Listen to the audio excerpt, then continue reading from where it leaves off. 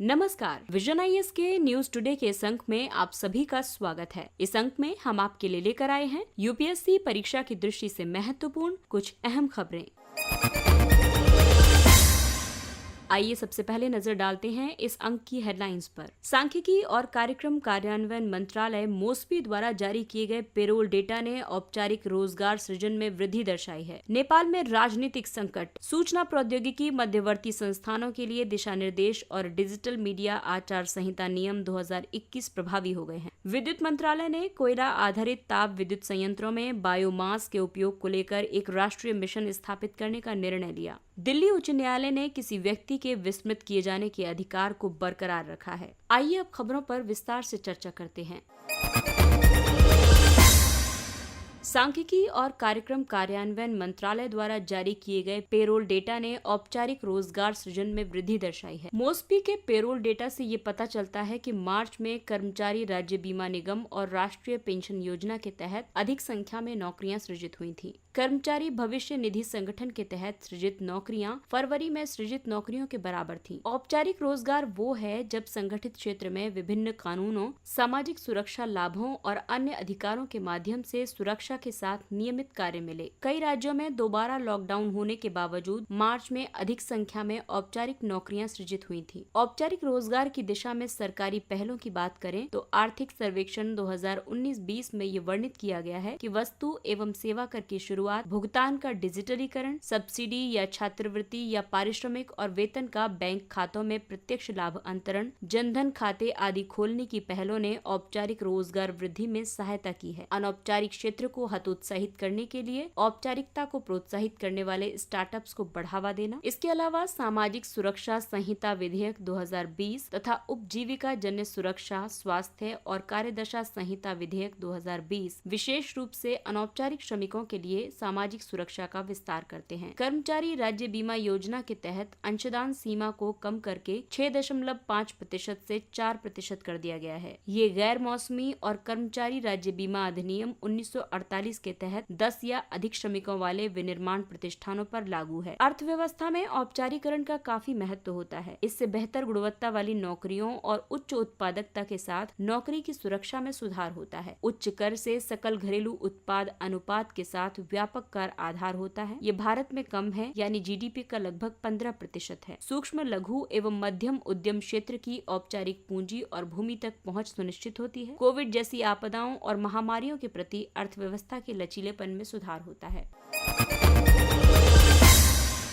नेपाल में राजनीतिक संकट जारी। नेपाल एक और राजनीतिक अस्थिरता से गुजर रहा है क्योंकि नेपाल के राष्ट्रपति ने हाउस ऑफ रिप्रेजेंटेटिव्स यानी प्रतिनिधि सभा को भंग कर दिया है। वर्ष 2006 में माओवादी विद्रोह को मुख्य धारा में लाने के लिए एक संघीय और लोकतांत्रिक गणराज्य के एजेंडे के उद्भव से कोई भी गठबंधन स्थिर नहीं हो पाया है। नेपाल में राजनीतिक संकट के लिए उत्तरदायी कारण है राजनीतिक क्रोनिज्म, संरक्षणवाद और अनुभव की कमी से ग्रसित नेपाल की स्वाभाविक रूप से दुर्बल और अक्षम संवैधानिक और राजनीतिक संस्थाएं, एक अत्यधिक महत्वाकांक्षी और अति सत्ता लोभी राजनीतिक नेतृत्व जो सत्ता साझा करने का कदापि इच्छुक नहीं है, एक खंडित राजनीति जहां प्रत्येक राजनीतिक दल में आंतरिक गुटबाजी विद्यमान है, बाह्य हितधारकों विशेष रूप से निकटतम पड़ोसी देशों की हस्तक्षेप करने वाली भूमिका। भारत ने इस संबंध में अपने पक्ष में कहा है कि ये नेपाल का आंतरिक मामला है। भारत के विदेश मंत्रालय ने वक्तव्य जारी किया है कि इसका समाधान नेपाल द्वारा अपने घरेलू ढांचे और लोकतांत्रिक प्रक्रियाओं के तहत ही किया जाएगा। भारत ने वर्ष 2015 के गतिरोध के बाद से नेपाल के राजनीतिक मामलों से स्पष्ट दूरी बनाए रखी है। आपको बता दें कि इस गतिरोध ने भारत विरोधी प्रतिक्रिया की लहर उत्पन्न की थी। इसके बाद भारत ने अपनी सहायता और बुनियादी ढांचा परियोजनाओं पर ध्यान केंद्रित करना आरंभ कर दिया था, जिसका उद्देश्य नेपाल के साथ संपर्क और दोनों देशों के लोगों के बीच परस्पर संबंधों का विस्तार करना था। हालांकि वर्तमान संकट में शामिल होने का चीन का प्रयास भारत के लिए एक प्रमुख सामरिक और आर्थिक चिंता का विषय है। आइए अब आपको बताते हैं प्रमुख भारत नेपाल विकास परियोजनाओं के बारे में। इसमें सबसे पहले बात करते हैं 69 किलोमीटर लंबी अमलेखगंज मोतिहारी तेल पाइपलाइन की। दूसरी है अरुण 3 जल विद्युत परियोजना। रेल परियोजनाएं जैसे भारत के जयनगर और नेपाल के जनकपुर से नेपाल के बर्दिवास तक, भारत में जोगबानी से नेपाल के विराटनगर तक, भारत में नौतनवा से नेपाल के भैरहवा और काठमांडू रक्सौल तक। सीमा पर प्रमुख सामरिक स्थानों पर एकीकृत जांच चौकियां, नेपाल भारत विकास सहयोग कार्यक्रम के तहत राप्ती शीत भंडारण भवन, उन्नत फत्ते बाल आँखा यानी नेत्र अस्पताल। भारत की वैक्सीन कूटनीति ने नेपाल को अपने नागरिकों का टीकाकरण करने वाले विश्व के प्रथम देशों में से एक होने में सक्षम बनाया है। आपको बता दें कि भारत ने इस मौजूदा कोविड लहर के दौरान नेपाल को ऑक्सीजन की आपूर्ति भी की है।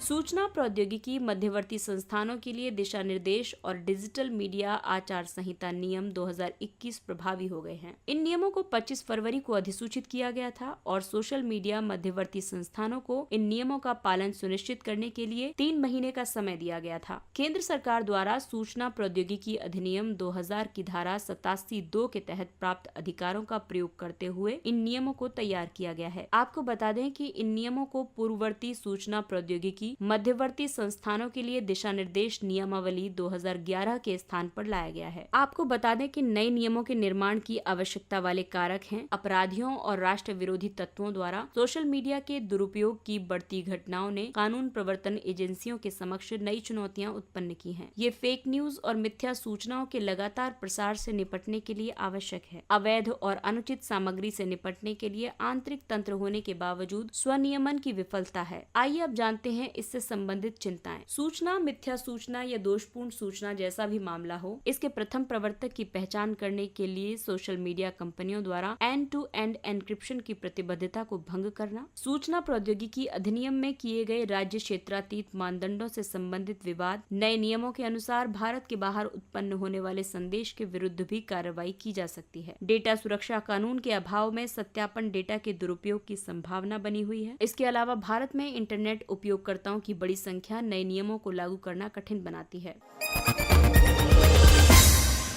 विद्युत मंत्रालय ने कोयला आधारित ताप विद्युत संयंत्रों में बायोमास के उपयोग को लेकर एक राष्ट्रीय मिशन स्थापित करने का निर्णय लिया है। इस मिशन के उद्देश्य है को फायरिंग के स्तर को वर्तमान 5% से बढ़ाकर उच्च स्तर पर लाना, बायोमास पैलेट्स में सिलिका और क्षार की अधिक मात्रा का प्रबंधन करने के लिए बॉयलर डिजाइन में अनुसंधान और विकास गतिविधि आरंभ करना, बायोमास पैलेट्स और कृषि अवशेषों की आपूर्ति श्रृंखला में बाधाओं का निवारण करना और विद्युत संयंत्रों तक इसके परिवहन की सुविधा प्रदान करना, बायोमास को फायरिंग में विनियामक मुद्दों पर विचार करना। इस राष्ट्रीय मिशन के काफी महत्व होंगे, जैसे ये कृषि अवशेषों के दहन से होने वाले वायु प्रदूषण को समाप्त करने में सहायता करेगा। अनुमानित 30 से 40 मिलियन मीट्रिक टन धान की पराली उत्तर पश्चिम भारत में अप्रयुक्त रहती है और उसका दहन कर दिया जाता है। इसका मौजूदा कोयले से संचालित होने वाले विद्युत संयंत्रों में कोयले के साथ को फायरिंग करके लगभग 6000 से 8000 मेगावाट और 45,000 मिलियन यूनिट विद्युत उत्पन्न की जा सकती है। ताप विद्युत उत्पादन में कार्बन फुटप्रिंट को कम किया जा सकेगा। राष्ट्रीय स्वच्छ वायु कार्यक्रम में योगदान होगा। केंद्र सरकार ने NCAP को देश भर में वायु प्रदूषण की समस्या से व्यापक रीति से निपटने के लिए एक दीर्घकालिक, समयबद्ध और राष्ट्रीय स्तर की रणनीति के रूप में आरंभ किया था। इसके तहत वर्ष 2017 को आधार वर्ष मानते हुए वर्ष 2024 तक पार्टिकुलेट मैटर सांद्रता में 20% से 30% की कमी करने का लक्ष्य निर्धारित किया गया है। आइए अब आपको बताते हैं को फायरिंग बायोमास के बारे में। को फायरिंग बायोमास में कोयले से संचालित होने वाले विद्युत संयंत्रों में कोयले के साथ साथ बायोमास का दहन भी शामिल है। जलवायु परिवर्तन पर संयुक्त राष्ट्र फ्रेमवर्क कन्वेंशन UNFCCC बायोमास को फायरिंग को कोयला आधारित विद्युत संयंत्रों से कार्बन उत्सर्जन को कम करने के लिए एक कार्बन उदासीन तकनीक के रूप में मान्यता प्रदान करता है। को फायरिंग उन विद्युत संयंत्रों की तुलना में कई लाभ प्रदान करता है जिनमें 100% बायोमास का दहन होता है। इसमें कम पूंजीगत लागत, उच्च दक्षता, आर्थिक लाभप्रदता और बड़े आकार और पारंपरिक कोयला विद्युत संयंत्रों की तुलना में बेहतर प्रदर्शन की वजह से कम विद्युत लागत शामिल होती है।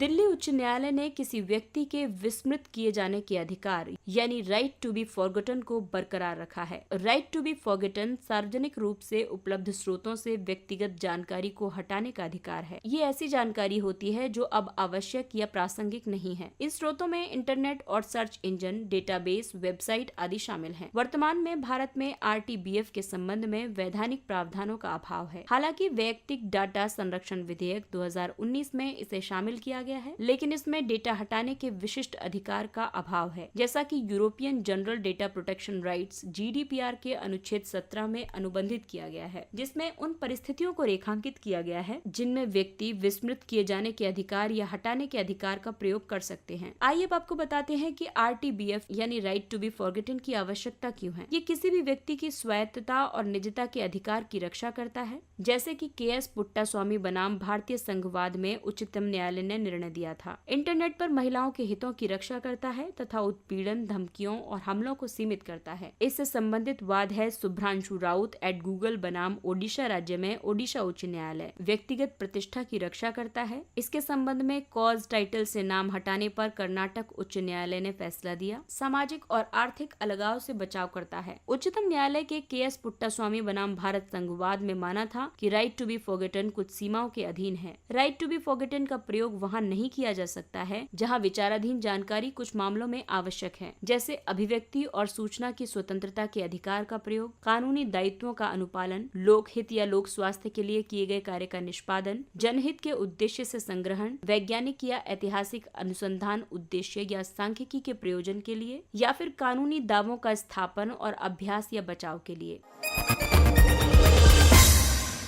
आइए अब नजर डालते हैं कुछ संक्षिप्त किंतु प्रीलिम्स की दृष्टि से महत्वपूर्ण खबरों पर। के आकार की रिकवरी। के आकार की रिकवरी तब होती है जब अर्थव्यवस्था के कई क्षेत्रों में अत्यंत भिन्न भिन्न दरों में रिकवरी होती है। कुछ उद्योग और व्यक्ति हालांकि मंदी से बाहर निकल आते हैं, जबकि अन्य स्थिर बने रहते हैं। भारत के रियल एस्टेट क्षेत्र में के आकार की रिकवरी दिखाई दी है, जहाँ आवासीय क्षेत्र में स्वस्थ समृद्धि परिलक्षित हुई है, वहीं कार्यालय क्षेत्र में समृद्धि मंद रही है। रोजगार बाजार में भी के आकार की रिकवरी दिखाई दी है, जैसे निम्न कुशल श्रमिकों को अनुपातहीन रूप से उनकी नौकरी की क्षति हुई है, जबकि वित्तीय और सेवा क्षेत्र में रोजगार हानि का अधिक प्रभाव दिखाई नहीं दिया है। बन्नी ग्रासलैंड रिजर्व। बन्नी ग्रासलैंड रिजर्व गुजरात के कच्छ जिले में स्थित है। बन्नी क्षेत्र विवर्तनिक गतिविधियों के परिणाम स्वरूप समुद्र से व्युत्पन्न हुआ है। इस क्षेत्र में भुज मुख्य भूमि से प्रवाहित होने वाली नदियों ने उर्वर मृदा निक्षेपित की है। इस मृदा से यहाँ कई प्रकार की पोषक घास प्रजातियां उत्पन्न हुई हैं। मालधारी जनजाति पिछले कई हजार वर्षों से बन्नी ग्रासलैंड रिजर्व क्षेत्र में निवास कर रही है। मालधारी समुदाय गुजरात में चरवाहों की एक जनजाति है। वे बस्तियों में रहते हैं जिन्हें नेस कहा जाता है। वे अपनी भैंसों का दूध बेचकर जीवन यापन करते हैं। मेकेदातु बांध। हाल ही में राष्ट्रीय हरित अधिकरण NGT ने कर्नाटक के मेकेदातु में कावेरी नदी पर बने जलाशय के निर्माण में नियमों के कथित उल्लंघन की जांच के लिए एक समिति का गठन किया है। इससे पहले तमिलनाडु ने ये तर्क देते हुए प्रस्ताव का विरोध किया था कि ये कावेरी नदी जल अधिकरण के अंतिम निर्णय का उल्लंघन करता है। WHO बायो हब पहल। विश्व स्वास्थ्य संगठन और स्विट्जरलैंड ने बायो हब सुविधा आरंभ करने के लिए एक समझौता ज्ञापन पर हस्ताक्षर किए हैं। इसके द्वारा प्रयोगशालाओं और भागीदारों के बीच रोग जनकों को तीव्रता से साझा किया जा सकेगा। इससे इनके सुरक्षित भंडारण, बेहतर विश्लेषण, अनुक्रमण और उनके विरुद्ध तैयारी में सहायता प्राप्त होगी। वर्तमान में रोग जनकों को देशों के बीच द्विपक्षीय रूप से साझा किया जाता है। ये पहल सदस्य देशों को जैव सुरक्षा, जैव रक्षा और अन्य लागू विनियमों सहित पूर्व सहमत शर्तों के अधीन बायो हब के साथ इसके माध्यम से जैविक सामग्री साझा करने में सक्षम बनाएगी। ये कदम आगे नोवल कोरोना वायरस SARS-CoV-2 और अन्य उभरते रोग जनकों के लिए एक अंतर्राष्ट्रीय विनिमय प्रणाली की स्थापना में योगदान करेगा।